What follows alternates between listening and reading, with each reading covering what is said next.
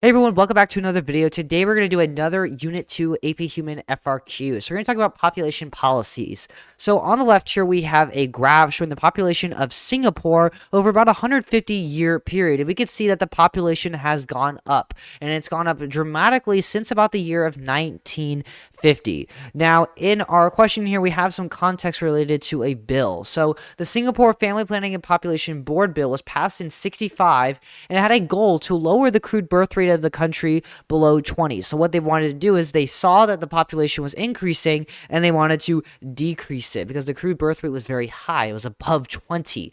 Alongside this policy, during this time, the country was undergoing rapid urbanization and it became 100% urbanized. It's one of the very few countries in the world that is 100% urbanized. And if you haven't seen pictures of Singapore, it's quite remarkable. I encourage you to look some up on Google and look at how crazy it is. It's just a big city state. So let's go through some of these prompts now. So part A, describe how a shifting crude birth rate below 20 would impact the doubling time of Singapore. So when we look at the crude birth rate going below 20, the crude birth rate is decreasing. So the population growth rate is going to decrease as well. Our natural increase rate is going to decrease. So it's going to take longer for the population to grow. And as a result, it's going to increase the doubling time if our CBR decreases because it's going to take longer for the population to double because the natural increase rate, the growth rate, is slower. So when we think about this question here, we have to think about just the practicality of it. We have less people being born. It's going to take longer for the population to double. B, explain one effect on urbanization on the crude birth rate. So this is kind of a more general question. What would happen to a crude birth rate when the country urbanizes? Typically, it decreases. So what's an effect of that? Well, urbanization leads to higher costs of housing, education, and childcare. And that's going to discourage larger families, and that's going to affect the crude birth rate. It's going to lower the crude birth rates. As more women practice in the workforce, more women are employed, they have jobs and more extensive careers in these urban settings where there's more opportunities. There's less time for raising children. They're going to be tired more often. They're going to have more longer days. And that's going to them delaying having kids. It may delay them having marriages. Or they may not get married at all, or they'll have fewer children.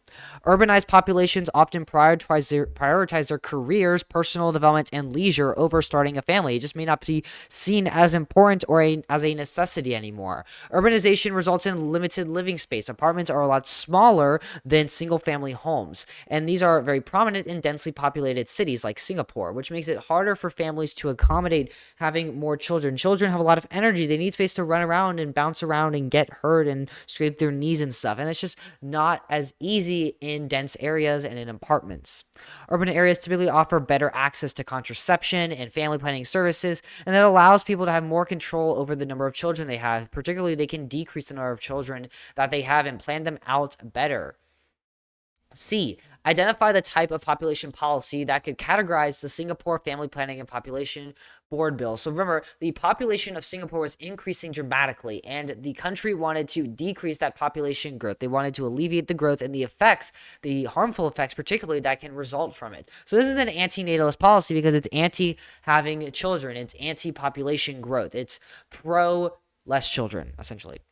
D, compare how the carrying capacity in Singapore is impacted by its urbanization rates and population policies. So when we look at a compare prompt, we're either looking at similarities or we're looking at differences. We're not typically looking at both. Now, a reminder, carrying capacity is the maximum number of people that an environment can support with its giving resources. So how does that basically get impacted by the urbanization and the population policy we were just discussing, the anti-natalist policy?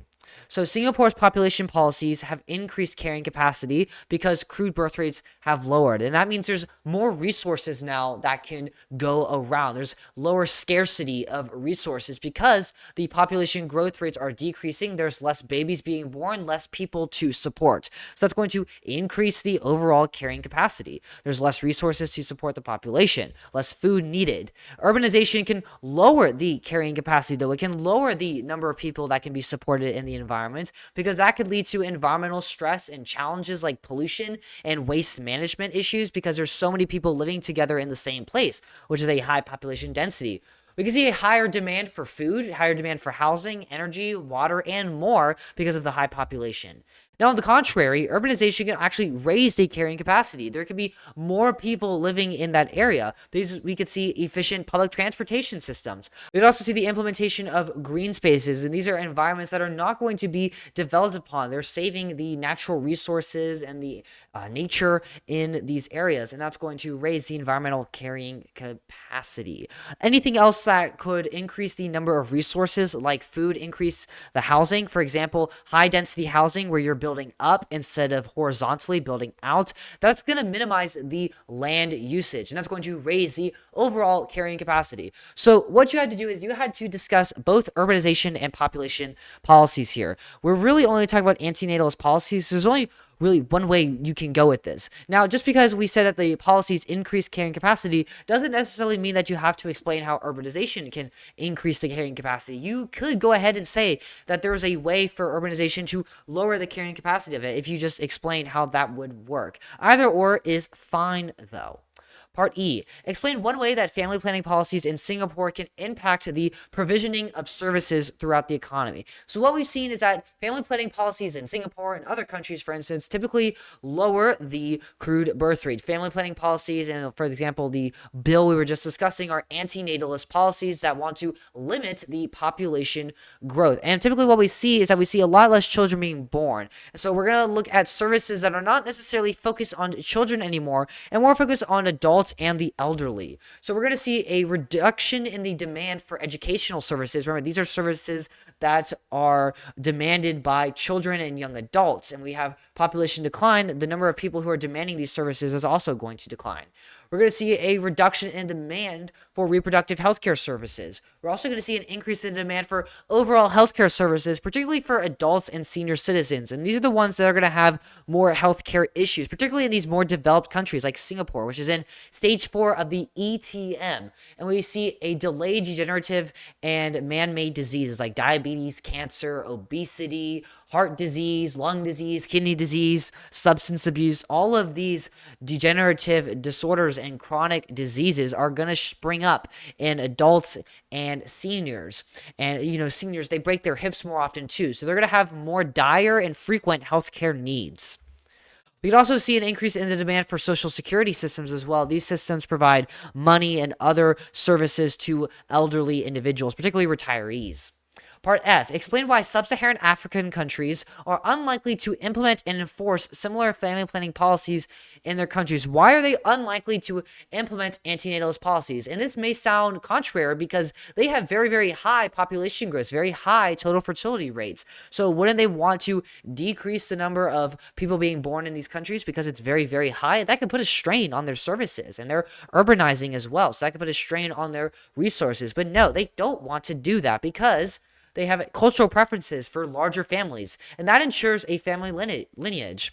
There's just not a need to decrease the TFR. We can see an economic dependence on their children and having larger families for their agriculture activities. These are the livelihoods for many families in sub-Saharan Africa here.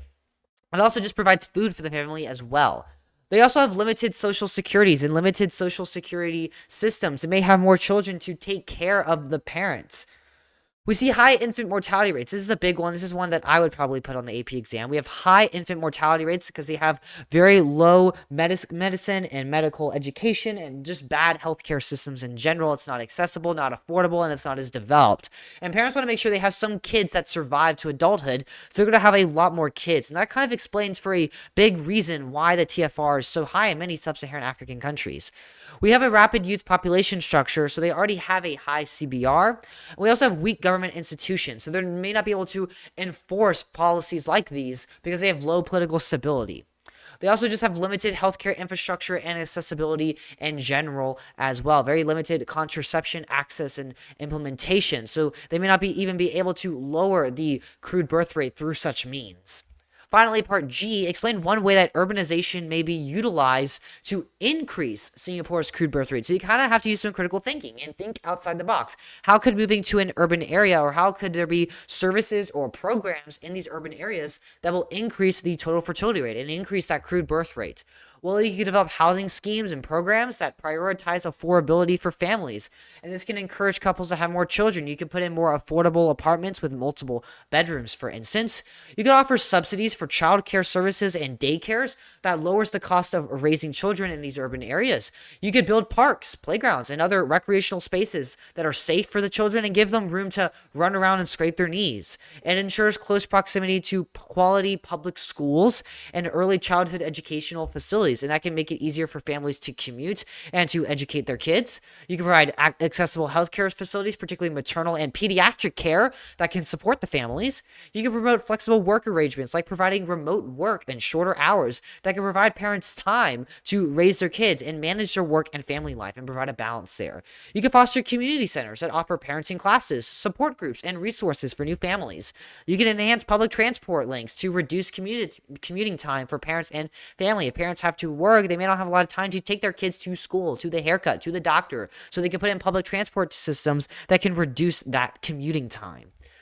We could also introduce financial incentives like tax breaks for families that have multiple children as well. Another one we could do is paid maternity leave policies as well. Takeaways. What should we take away? So there are 7 parts on this FRQ. There's 7 parts on every FRQ on your AP exam. There's no half points or any partial credit. There's no extra credit either. And since FRQs are 50% of your score, they're pretty important. So you're going to want to do well on them and earn some points. Regarding the content, if we see a crude birth rate decrease, we typically see that the natural increase rate will decrease. So it's going to take longer for the population to grow, and overall it's going to take longer for the population to double. So we're going to see a higher doubling time. Urbanization almost always decreases the crude birth rate because adults do not have time to raise kids because they're working. They don't have the space because they live in small apartments. They don't have the money because the cost of living is high. They don't have the energy because they're tired because of education and work. And they may not have a favorable environment because they may not be schools. And we also see higher crime rates in urban areas as well. So it's just not great to raise kids in. Pronatalist policies are pro-babies. They want to grow populations and increase the crude birth rate. Antinatalist policies are anti-babies. They want to decrease populations. And a great example of this that what you're probably familiar with is the one-child policy in China, where for decades they restricted families to have only one child. And this was China's way to try to curb the high fertility rates.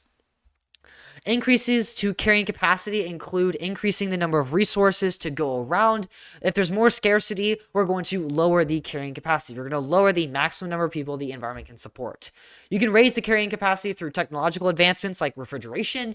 You could have populations decline, agriculture growth, which means more food, and other different ways. In areas with lots of population growth, these are areas with high natural increase rates. There's an emphasis on educational facilities because we have lots of kids. In areas with low population growth, there's an emphasis on healthcare facilities because we have a lot more middle-age and late-age adults and senior citizens. Thank you so much for watching. Please like and subscribe. It really does help me out, and it costs $0. I have some free resources for you in the description down below if you'd like to use them. If you have any AP Human Geography related questions whatsoever, don't hesitate to leave a comment down below the video or send me a message on Discord. I'll see you guys in the next video, though. Adios.